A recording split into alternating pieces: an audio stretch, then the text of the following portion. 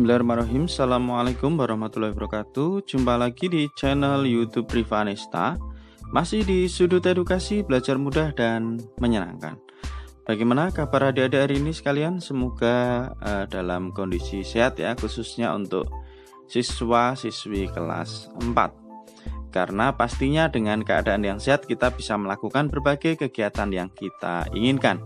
Dan dengan keadaan yang sehat pula, kita bisa belajar bersama untuk membahas soal-soal dari buku matematika untuk SD atau MI kelas 4 ya, kurikulum 2013 yang disempurnakan. Ini diterbitkan dari GAP atau Gelora Aksara Pratama ya. Buku ini sebenarnya isinya sama dengan buku SPS matematika untuk kelas 4. Cuman di latihan akhir ya, ulangan akhir pelajaran itu agak berbeda ya.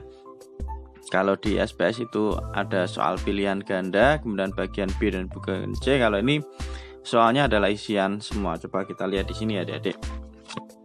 Ya, jadi sebenarnya juga hampir sama soalnya. Kali ini kita akan bahas untuk latihan ulangan pelajaran 7 di halaman 118 ya. Pelajaran 7 ini membahas tentang hubungan antar garis ya. Oke, langsung saja kita mulai soal yang pertama ya. Di sini udah saya tuliskan sekalian jawabannya adik-adik. Yang bagian A ini ada 15 nomor.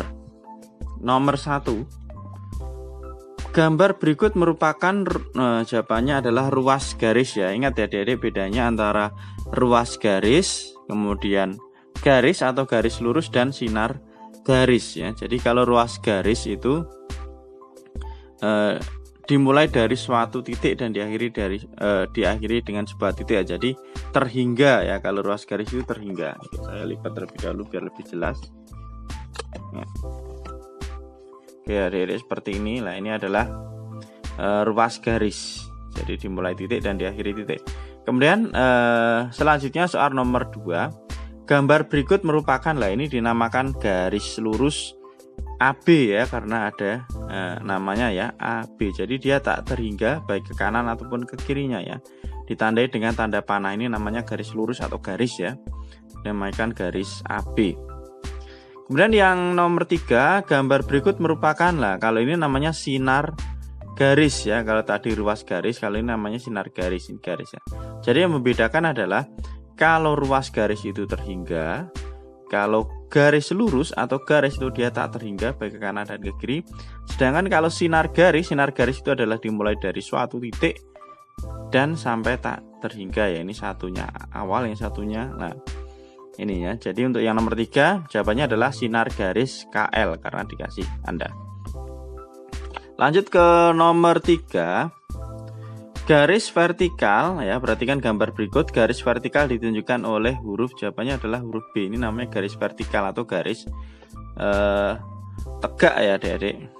Kemudian kalau yang A ini namanya adalah garis horizontal atau garis mendatar ya.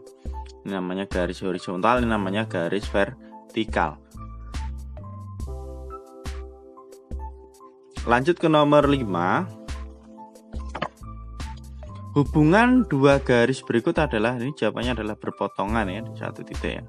Berpotongan dan tegak lurus karena di sini membentuk sudut 90 derajat. Jadi untuk nomor 5 jawabannya adalah berpotongan tegak lurus.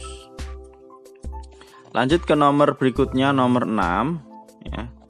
Hubungan garis-garis yang terdapat pada gambar berikut adalah, ini namanya adalah garis yang sejajar ya. Jadi garis jajar itu adalah garis apabila diperpanjang sampai manapun dia tidak akan bertemu. Itu namanya adalah garis jajar. Jadi terletak pada satu bidang datar dan apabila dia diperpanjang dia tidak akan bertemu. Contohnya adalah rel ya. Nah, kecuali kalau ada persimpangan lah. Oke, kita lanjut ke nomor berikutnya, nomor 7. Perhatikan gambar berikut. Ini adalah gambar rel ya, rel kereta api. Gambar tersebut memiliki garis sejajar dan berpotongan. Ini garis yang sejajar itu nih adik-adik ya. Jalan ke sana sampai mana nih jajar, terus juga jajar. Yang sini juga jajar, tapi yang ini lah, ini adalah garis berpotongan. Ada titik perpotongannya ya. Tuh yang nomor 7, jadi jawabannya adalah sejajar dan berpotongan. Lanjut ke nomor 8, perhatikan gambar berikut. Hubungan garis Y dan Z adalah, nah ini ada dua buah garis, yaitu garis Y dan juga garis Z. Nah, hubungannya kedua garis ini adalah sejajar. Dua garis ini saling sejajar ya. Kita lanjutkan ke nomor 9 ya. Hubungan garis P dan Q pada gambar berikut adalah berimpit. Nah, apa tuh garis berimpit itu? Nah, garis berimpit itu adalah dua garis yang membentuk satu garis lurus ya, atau membentuk satu garis, dua garis jadi satu, menjadi satu garis, dan minimal atau paling sedikit itu ada dua titik potong ya. Ini titik potongnya ada 1, 2, paling sedikit itu ya. Jadi ini semuanya ini ada titik potongnya ya, jadi paling sedikit ada dua titik potong. Itu dinamakan garis berimpit. Lanjut ke nomor 10. Besar sudut AOB pada gambar berikut adalah, kita lihat AOB, di mana di sini ada sudut siku-siku yaitu 90 derajat. Nah, antara sudut ini sama ini namanya adalah bertolak belakang ya. Nah, yang mana untuk sudut yang bertolak belakang itu besarnya adalah sama. Maka kalau di sini 90 derajat, maka secara otomatis sudut AOB juga 90 derajat. Itu namanya sudut saling bertolak belakang ya. Jadi nomor 10 jawabannya adalah 90 derajat. Kita lanjut ke soal berikutnya, nomor 11 ya. Oke, nomor 11 kita lihat di sini. Ya. Perhatikan gambar berikut. Lah ini dia biasanya gambar seperti ini di sudut lapangan ya. Dia lapangan sepak bola itu sudutnya ada seperti ini. Nah, besar sudut yang terbentuk pada gambar di atas adalah 90 derajat. Ini namanya sudut. Nah, 90 derajat ya, ini tegak lurus, bentuk garis tegak lurus. Ini besarnya adalah 90 derajat atau sudut siku-siku ya, seperti ini. Oke, kemudian ke nomor berikutnya. Perhatikan gambar berikut untuk menjawab soal nomor 12 dan 13. Nah, di sini ada dua garis sejajar dipotong oleh sebuah garis. Maka di sini nanti akan ada berbagai macam sudut ya. Jadi ini garis jajarnya ini adik-adik. Kemudian ini ya garis yang memotong. Nah, di sini nanti kita akan melihat ada yang namanya sudut sehadap ya. Kemudian ada sudut bertolak belakang ya, atau sudut saling bertolak belakang. Kemudian ada sudut dalam berseberangan, ada sudut luar berseberangan ya. Coba kita lihat di sini. Kemudian ada sudut berpelurus ya. Berpelurus itu kalau di total jumlahnya adalah 180 derajat seperti ini ya. Sudut K sama sudut L ini adalah berpelurus. Jadi kalau kita tambahkan besarnya adalah 180 derajat. Sudut L dan sudut M ini juga berpelurus. Sudut M dan N ini juga berpelurus. K dan N juga berpelurus ya. Demikian juga untuk yang di bawah ini sama ya. PQ berpelurus, QS berpelurus, RS berpelurus, RP juga berpelurus ya. Itu jadi dua sudut berpelurus kalau ditambahkan sama dengan 180 derajat.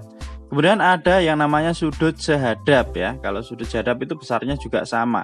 Di sini sudut yang sehadap adalah sudut L dengan sudut Q. Ini sehadap.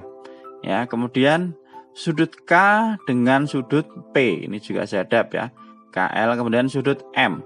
Sudut M itu sehadap dengan sudut S, dan sudut N itu sehadap dengan sudut R. Itu namanya sudut sehadap. Kemudian sudut bertolak belakang. Nah, itu bertolak belakang itu juga besarnya sama. Di sini sudut K bertolak belakang dengan sudut M, sudut L bertolak belakang dengan sudut N, sudut Q bertolak belakang dengan sudut R, dan sudut P bertolak belakang dengan sudut S, di mana dua sudut yang saling bertolak belakang itu besarnya adalah sama. Nah, ada juga yang namanya sudut dalam berseberangan dan sudut luar berseberangan. Ini sudut dalam berseberangannya adalah sudut N dengan sudut Q, kemudian sudut M dan sudut P. Sedangkan untuk sudut luar berseberangannya ini ada sudut L dan sudut R. Ini juga besarnya sama ya. Jadi sudut yang saling berseberangan itu besarnya juga sama ya. Sudut L sama sudut sudut R. Ini kan sudut luar berseberangan. Ini nilainya sama. Kemudian sudut K dengan sudut S itu juga sudut luar berseberangan, nilainya juga sama. Oke, itu ya adik-adik mungkin penjelasannya cukup panjang juga. Sekarang kita ke nomor 12. Sudut L dan sudut Q merupakan pasangan sudut, tadi sudah kita bahas ya, jawabannya sehadap. Sudut L dan sudut Q ini namanya adalah sudut sehadap. Sehingga kalau misalnya sudut L besarnya diketahui, maka sudut Q juga kita ketahui besarnya sama ya. Nomor 13. Jika sudut P 62 derajat, besar sudut L adalah P. Kita lihat. P 62 derajat. Nah, sudut L besarnya lah.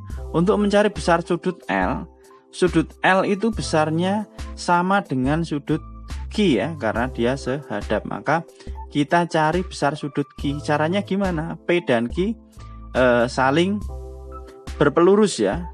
Jadi kalau P dan Q kita tambahkan hasilnya adalah 180 derajat. Maka untuk mencari besar sudut Q ya, sudut Q caranya adalah 180 dikurangi dengan sudut P atau 180 dikurangi dengan 62. Besar sudut Q adalah 118 derajat. Maaf ya. Besar sudut Q 118 derajat, maka besar sudut L juga 118 derajat ya. Sudut L besarnya 118 derajat karena dia sehadap dengan sudut Q. Seperti itu ya Adik-adik. Caranya seperti ini. Kalau penjelasannya tadi ya tidak saya tulis karena langsung saya jawab di sini. Ya. Jadi intinya sudut yang sehadap itu besarnya adalah sama, kemudian sudut yang berpelurus di sini kalau kita tambahkan hasilnya adalah 180 derajat. Kita lanjutkan ke nomor 14 ya. Sudut A dan sudut B saling sehadap. Nah, ingat sudut sehadap tadi besarnya sama. Jika besar sudut A 76 derajat, maka besar sudut B adalah 76 derajat juga karena dia sehadap. Nomor 15. Diketahui sudut Q ya, ini sama ya penjelasannya kayak tadi. Jadi yang bertolak belakang itu besarnya sama, yang sehadap juga sama ya. Kemudian yang saling berseberangan baik dalam ataupun luar itu juga sama ya. Oke, jadi diketahui sudut Q sama dengan 126 derajat. Besar sudut V adalah sudut Q 126 ditanyakan sudut V. Nah, di sini sudut V ya. Sudut V itu sehadap dengan sudut apa? Sehadap dengan sudut R ya. Sudut V sehadap dengan sudut R. Nah, maka kita cari besar sudut R. Caranya gimana? Karena Q-nya dihitung, Q sama R ini berpelurus ya. Kalau kita tambahkan berarti 180 derajat. Oke, berarti maka untuk mencari besar sudut R sama dengan 180 dikurangi dengan sudut Q ya, ini sudah saya tuliskan di sini ya. V sehadap dengan R ya. R sama dengan 180 dikurangi dengan sudut Q sama dengan 180 dikurangi sudut Q-nya berapa? 126. Maka besar sudut R adalah 54. Kalau sudut R 54, maka sudut V juga 54 karena sehadap. Itu ya Adik-adik penjelasannya untuk bagian A latihan ulangan pelajaran 7 ya. Nomor 1 sampai dengan 15. Untuk yang bagian B nanti kita bahas di video yang berikutnya ya. Oke, terima kasih sudah meluangkan waktu untuk belajar bersama. Mohon maaf apabila ada kekurangan dalam penjelasan. Silahkan pertanyaan atau saran bisa dituliskan di kolom komentar untuk kita diskusikan bersama-sama ya.